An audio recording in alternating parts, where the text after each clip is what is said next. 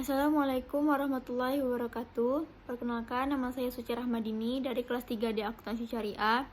Di video saya kali ini, saya akan menjelaskan tentang materi-materi yang sudah saya pelajari. Materi yang pertama adalah tentang permintaan, penawaran, dan keseimbangan pasar. Pengertian permintaan adalah suatu barang yang dibeli atau diminta dengan suatu harga dalam waktu tertentu. Sedangkan yang dimaksud dengan penawaran adalah suatu barang yang dijual atau ditawarkan pada suatu harga dalam barang tertentu. Lalu hukum permintaan. Hukum permintaan itu semakin rendah harga suatu barang, maka semakin tinggi permintaan. Dan sebaliknya, sedangkan hukum penawaran, semakin tinggi harga suatu barang, maka semakin tinggi juga barang yang ditawarkan. Seperti itu. Selanjutnya, keseimbangan pasar. Harga pasar adalah harga yang terjadi akibat adanya interaksi permintaan dan penawaran yang terjadi di pasar. Maka harga keseimbangan pasar itu disebut harga pasar. Lalu materi yang kedua adalah tentang elastisitas. Yang pertama, elastisitas permintaan adalah suatu alat atau konsep yang digunakan untuk mengukur derajat kepekaan atau perubahan jumlah kualitas suatu barang yang dibeli sebagai akibat dari perubahan faktor yang mempengaruhi. Jenis-jenis elastisitas permintaan. Yang pertama, permintaan tidak elastis sempurna. Yang kedua, permintaan tidak elastis. Yang ketiga, permintaan uniter elastis. Yang keempat, permintaan elastis. Yang kelima, permintaan elastisitas sempurna. Lalu elastisitas penawaran adalah perbandingan antara seberapa besar jumlah barang yang ditawarkan sebagai akibat dari perubahan harga. Lalu jenis-jenis elastisitas penawaran. Yang pertama, penawaran tidak elastis sempurna. Yang kedua,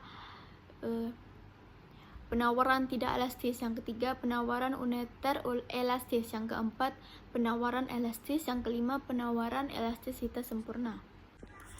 Lalu materi yang ketiga yaitu tentang teori perilaku individu. Teori perilaku individu terbagi menjadi dua. Yang pertama, teori perilaku konsumen, dan yang kedua, teori perilaku produsen. Teori perilaku konsumen adalah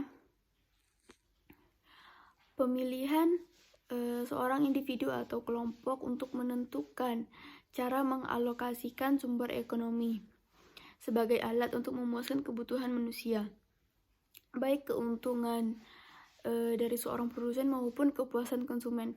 Yang kedua, teori perilaku produsen, yaitu produsen harus menganalisis sejauh mana faktor produksi yang akan digunakan untuk menghasilkan barang yang diproduksi. Selanjutnya, faktor-faktor yang mempengaruhi konsumen. Yang pertama, motivasi, persepsi, belajar, kepribadian, kebudayaan, sikap, kelas sosial, dan terakhir keluarga. Lalu faktor-faktor yang mempengaruhi produsen. Yang pertama, tanah dan sumber alam. Yang kedua, tenaga kerja. Yang ketiga, modal. Yang keempat, keahlian. Teori perilaku konsumen dalam perspektif Islam itu komprehensif dan mengutamakan etika, mulai dari pemilihannya sampai dengan penggunaan dan manfaat dari apa yang didapat dari barang tersebut.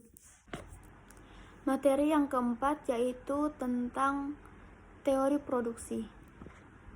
Produksi adalah mengubah input menjadi output, atau ada juga yang mengatakan produksi adalah menciptakan, menghasilkan, dan membuat suatu produk.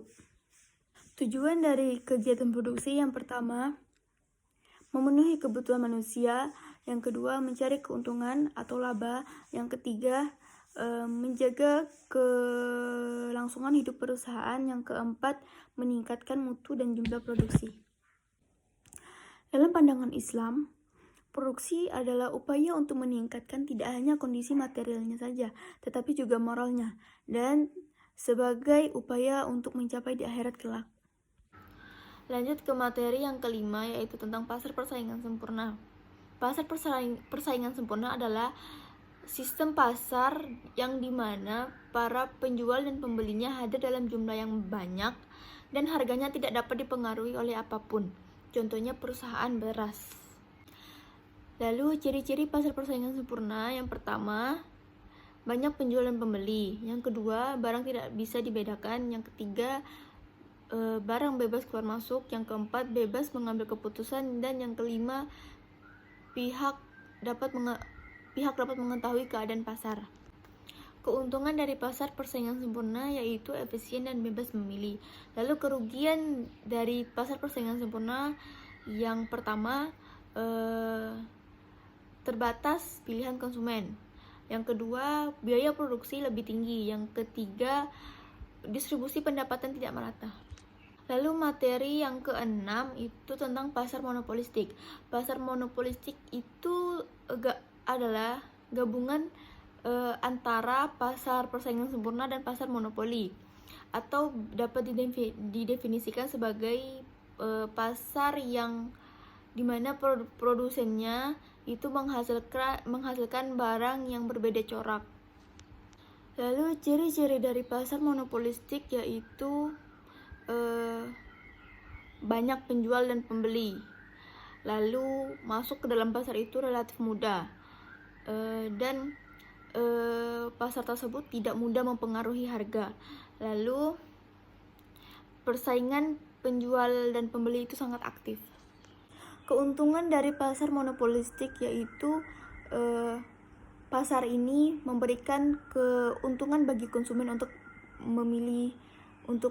memilih produk. Lalu pasar ini memberi kebebasan keluar masuk bagi para produsen.